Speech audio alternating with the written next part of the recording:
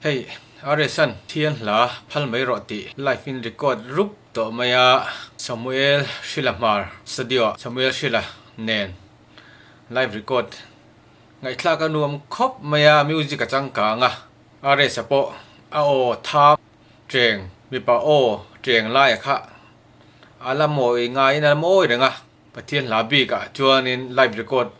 ani masak ber tapo ani anga azai hi longai thlaoila Lalpa nala tin a music ka hi Rsa onen point mila Rsa hian asat thiama asanal boka azai hi amunuam boka ni mizo tonga le link to hi Reverend Dr. RK ngaglina ani tuna ilo clear hawang o